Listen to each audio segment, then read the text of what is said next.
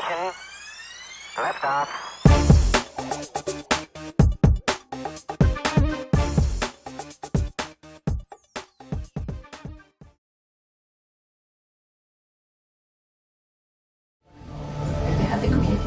Oh my god, what the? You can't see it or hear it, but Wi-Fi blankets our homes, our cities and our schools. Children today are growing up in a sea of radio frequency microwave radiation that did not exist 5 years ago. Our safety agencies dispute that wireless devices like mobile phones cause harm. I don't think it's good enough to say at the moment that mobile phone use does cause cancer. Cell phones emit pulsed radiation. But some of the world's leading scientists and industry insiders are breaking ranks to warn us of the risks. There is an association between heavy mobile phone use and brain tumours. I've been in the technology industry all my career, and I've seen the tremendous benefits that technology can provide. My concern is nobody can say that it's safe. Do mobile phones cause brain cancer? And is Wi-Fi making us sick? In this episode, I investigate the latest research and advice about the safety of our modern wireless devices.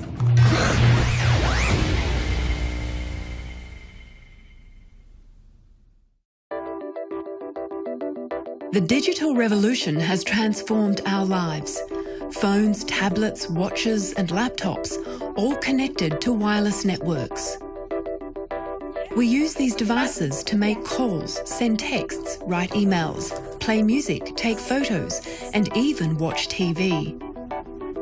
In fact, chances are you could be watching this on your wireless device right now. We've gone from the equivalent of the horse and buggy to the jet in about 10 years. The transformation in technology has been without precedence. The devices that are held directly next to the body, the mobile phone, the cordless phone, are the ones we are most concerned about. When US cancer epidemiologist Dr. Devra Davis was first told about the risks of mobile phones, her reaction was predictable disbelief. I said, "What are you talking about? There's no problem. If there were a problem, I would know about it." Because, of course, I was working at the National Academy of Sciences. I was working at the Cancer Institute, a professor of epidemiology at the University of Pittsburgh. And I frankly thought, there's nothing to this. Then, however, I began to look. And the more I looked, the more concerned I became.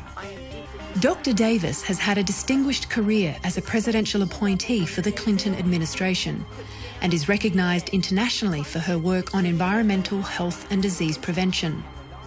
She was recently in Australia holding a series of public seminars. People are assuming everything's fine until we have evidence that we're in the middle of a disaster. Today, there's over 6 billion phone subscriptions worldwide.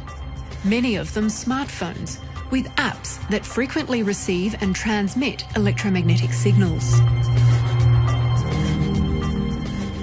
In a similar way, the human body has electromagnetic fields.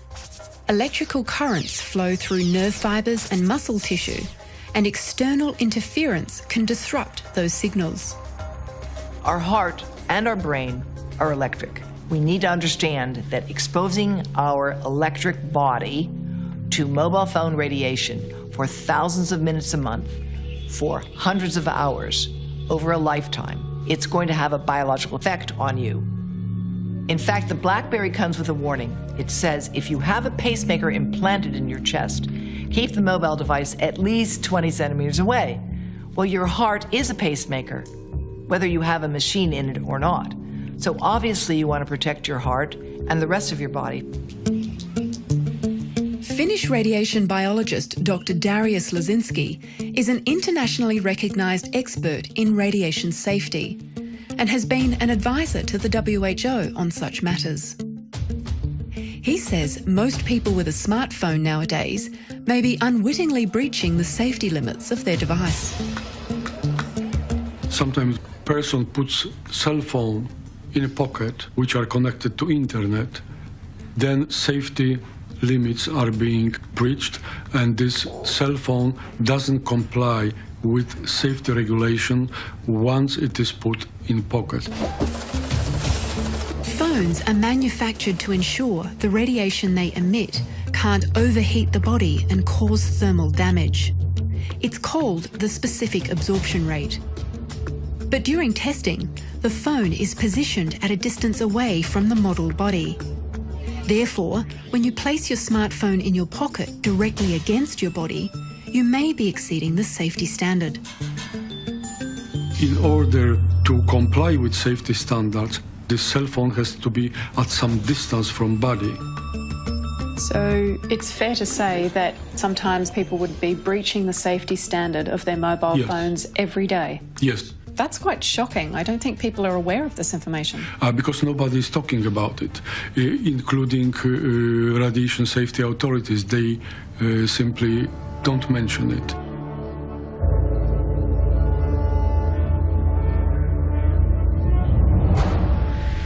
Electromagnetic radiation is everywhere. We have always been exposed to natural sources like the sun, but there are some sources of radiation that are man-made. Today, with the proliferation of mobile and wireless technology and devices that emit artificial radio frequency radiation, some claim we're exposed to levels up to 1 quintillion times higher than natural background levels. The spectrum of electromagnetic radiation ranges from ionizing radiation, like X-rays, which have enough energy to knock electrons out of their orbit and cause cancer, to non-ionizing radiation, like microwaves, which have much less energy and considered to be safer. Mobile phones, tablets, phone towers, smart meters, baby monitors, and Wi-Fi routers are all sources of radio frequency microwave radiation. Professor Bruce Armstrong was part of an expert panel on radiation, which gathered for the International Agency for Research on Cancer, or IARC. The panel was tasked with analysing whether radio frequency radiation could cause cancer. Its decision was essentially that it possibly causes cancer. That means radio frequency radiation is now classified as a Class 2B possible human carcinogen. It was inevitably a controversial decision. What was your personal decision? I thought that IARC got it right, based on the evidence. Heavy users are defined as those who talk on a mobile 30 minutes a day for longer than 10 years. Journalists like myself, tradespeople, brokers, even teenagers would easily meet that definition these days. Yeah. So I went to ARPANSA, our federal agency responsible for protecting us from the harmful effects of radiation. I asked one of their physicists, Dr. Ken Karapidis, for his view on IARC's decision. On a personal level, I don't think it should be a 2B. Other people say it should be higher. Dr. Karapidis says there's no cause for concern. We've been doing research in this area for a very long time, and our assessment of the evidence suggests that although some studies do show effects, there is no established evidence that the low levels of radio frequency radiation from tablets and phones and Wi-Fi and what have you causes health effects. So ARPANSA's not actually saying that these devices are safe? We can only provide advice on an assessment of the evidence. We do not provide guarantees of safety. I don't think a scientist can do that.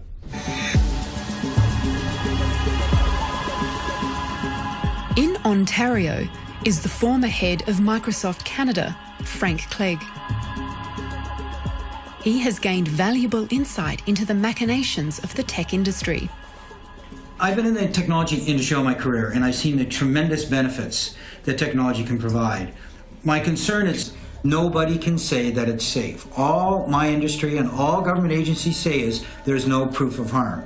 And to my mind, that's not the same as saying it's safe. Mr. Clegg points out the safety standard only protects people from thermal damage that can occur through overheating. But scientists have demonstrated that radiation-emitting devices can cause DNA damage without heating tissue. these are non-thermal effects. Unfortunately, the safety standards in North America and in Australia are based on this theory that's many decades old, that if tissue doesn't get heated, then it can't cause harm. And that's just out of date. And what the biologists tell us, and have shown in many, many experiments, and again, peer-reviewed published papers, that there is damage done at the DNA level, and from a biological standpoint, it's non-thermal radiation can cause and does cause harm to humans.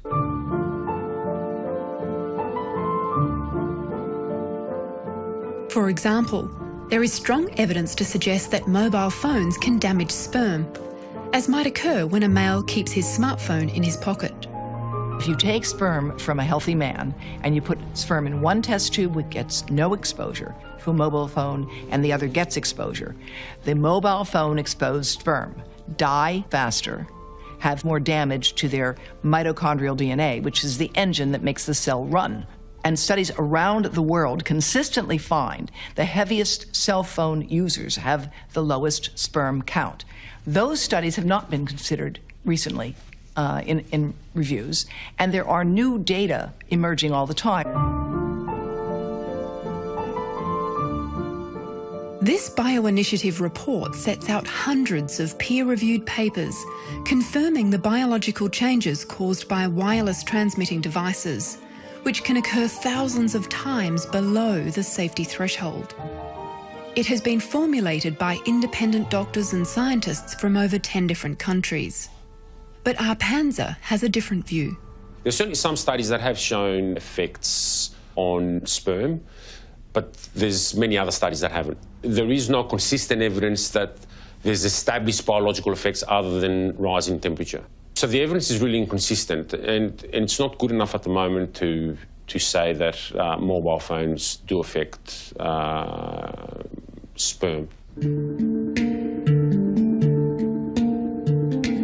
Since IARC's decision in 2011, more evidence has emerged which adds strength to their findings. The Serenat study and Hardell's study both found a link between heavy mobile phone use and rare head tumours. Those studies do suggest, rather more strongly than the body of evidence available to IARC at the time, that there is an association between heavy mobile phone use and brain tumours. These studies have sparked calls for the classification to be upgraded from 2B to 2A. My colleagues and I since then, some of whom have worked at the World Health Organization with me in the past, have just published an article saying that mobile phone radiation is a probable human carcinogen, with newer studies showing that people who begin to use cell phones regularly and heavily as teenagers have 4 to 8 times more malignant glioma, that's a brain tumor, 10 years later.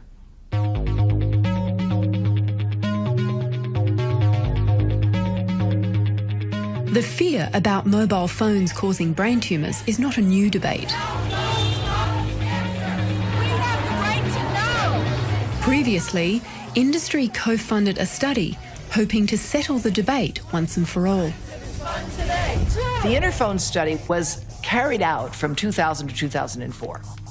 The results were supposed to be released in 2005. It took 5 years to release the results of the Interphone study. And it was not because the science wasn't clear. It was because of the intense politics that took place between members of the team, some of whom had been heavily sponsored by industry, and others of whom were more independent.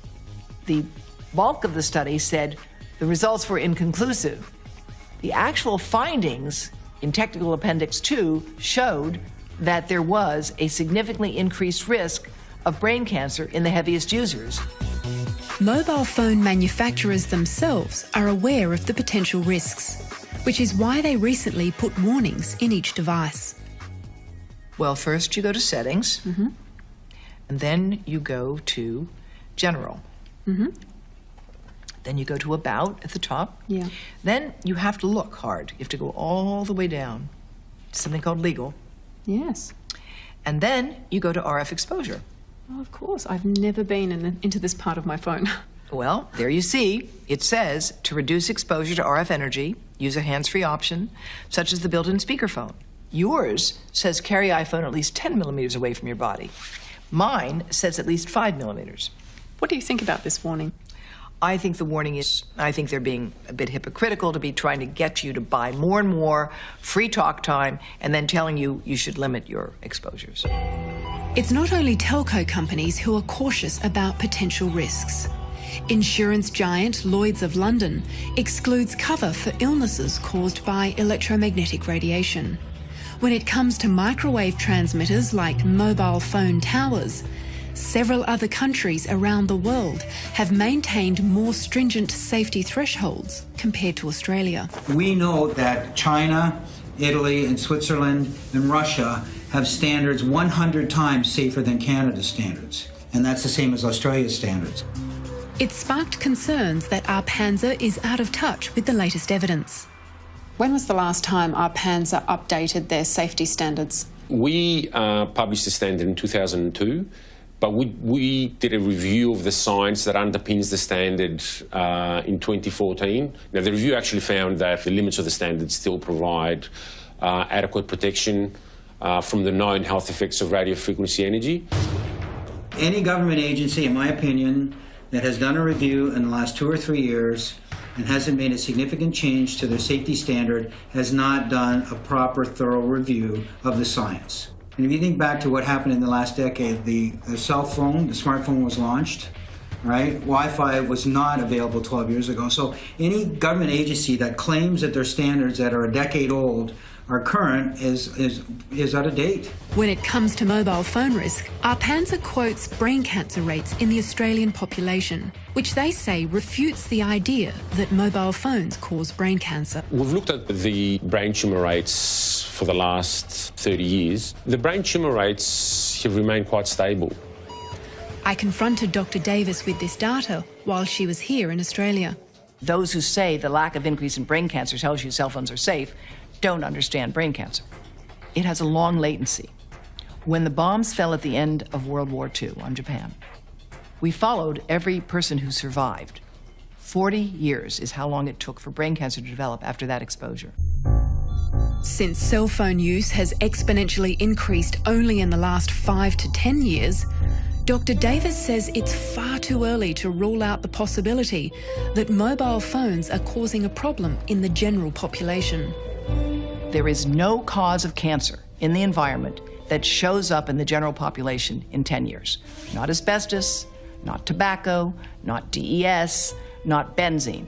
None of them shows up in 10 years. So of course we don't see any increase in brain cancer now.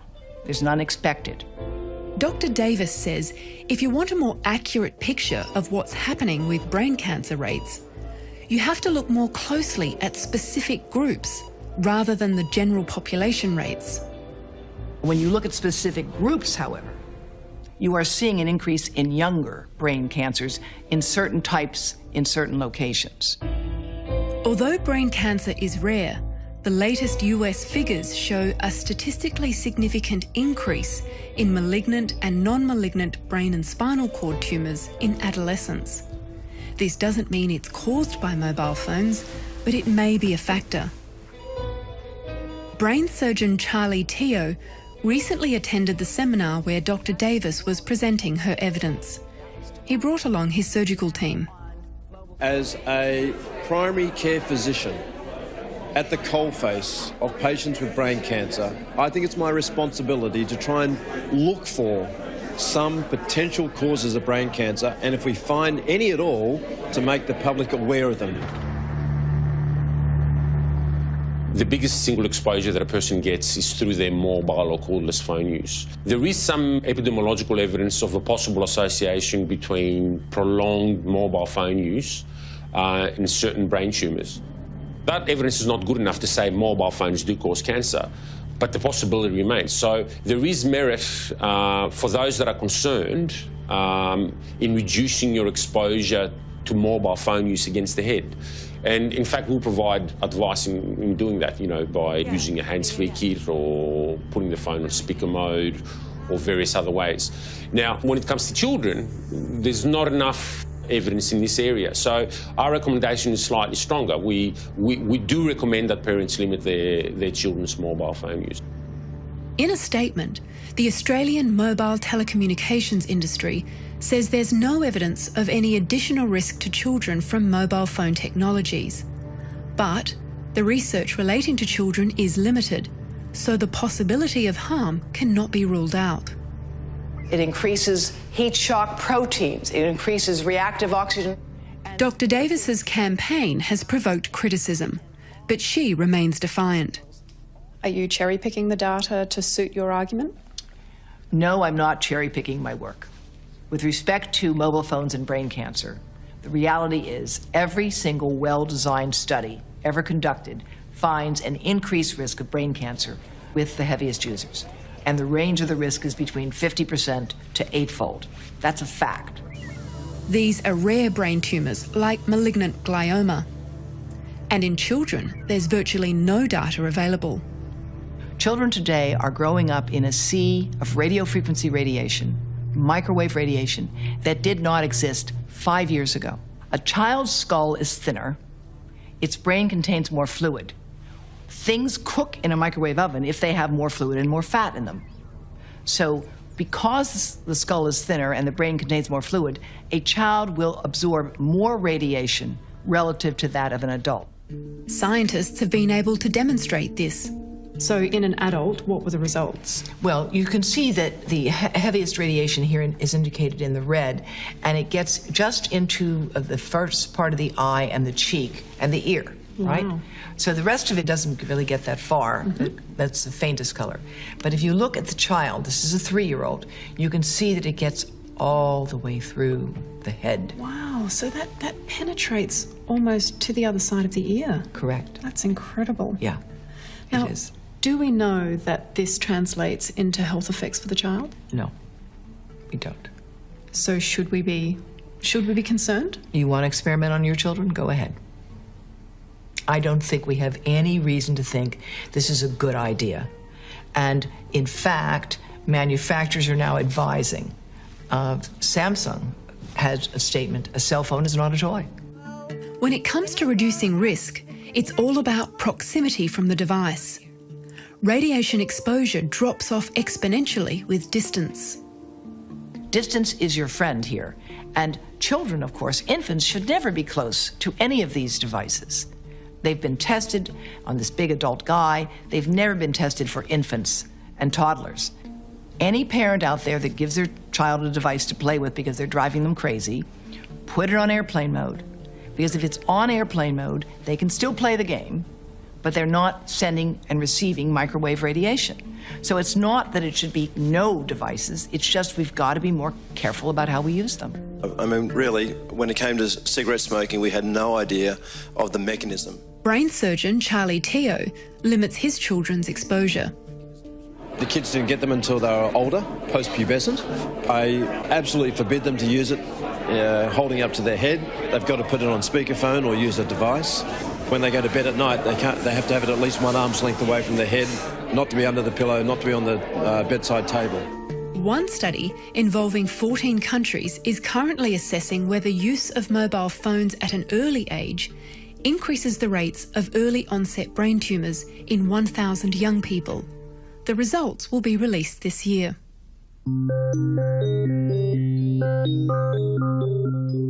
Unlike mobile phones, which can be switched off, Wi-Fi exposure is constant.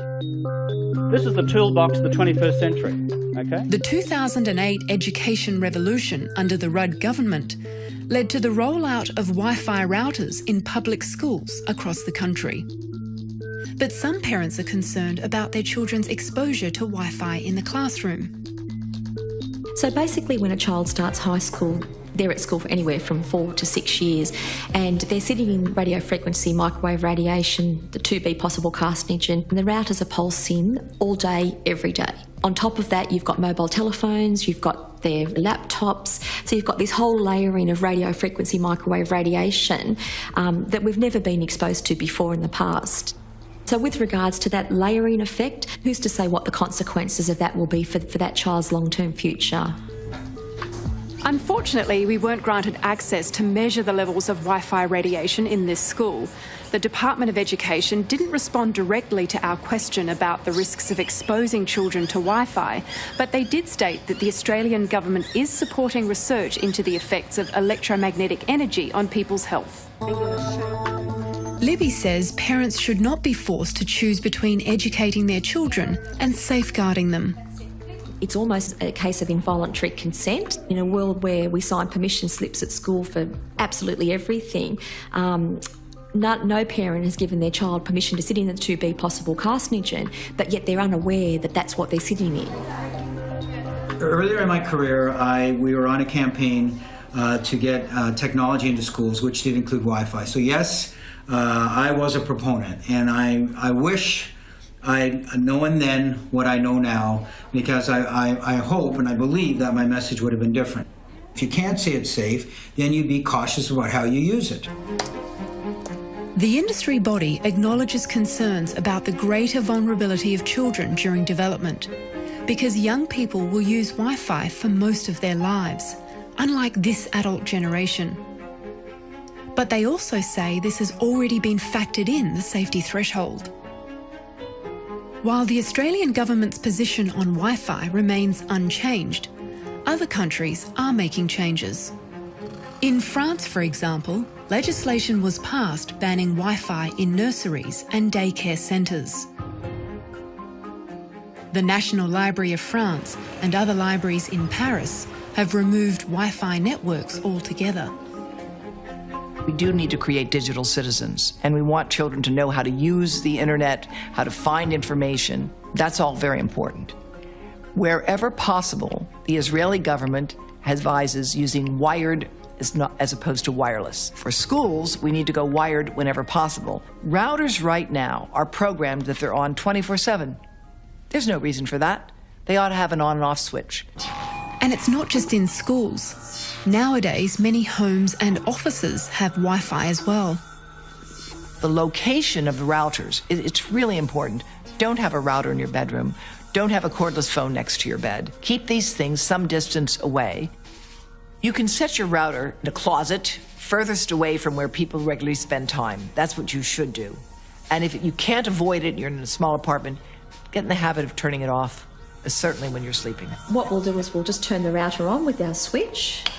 We've basically instituted some simple switches at the high school that would work a little bit just like a light switch, and it's been trialled in several classrooms where if the teacher needs the computer that lesson, they'll basically switch the switch on and the router will start up, and if it's not needed, they'll turn it off. So it's quite simple.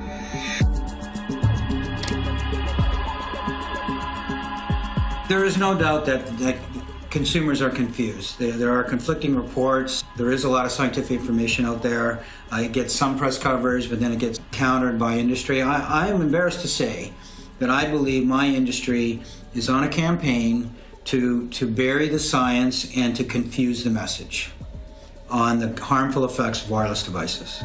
Mr. Clegg is concerned there'll be a repeat of the mistakes from the past. You never had a better cigarette. One of the best analogies that I've heard in this scenario is using the tobacco model, where we know that the first science came out showing that smoking cigarettes caused harm back in the 1960s. And the tobacco industry was able to delay legislation, delay the message to the public for decades. Craven Filter, the clean cigarette. I believe that my industry is using that same model and just in obfuscating the science, hiring scientists to cast doubt on the science, confusing government and causing government to be constipated and not passing the legislation that they need to pass. But when we approached the industry body, they objected to the criticism, saying they have open discussions about the scientific evidence on their website and continue to fund research into the health effects of RF radiation. Do you really want to see proof that we've got millions of people with cancer like we did with tobacco and asbestos?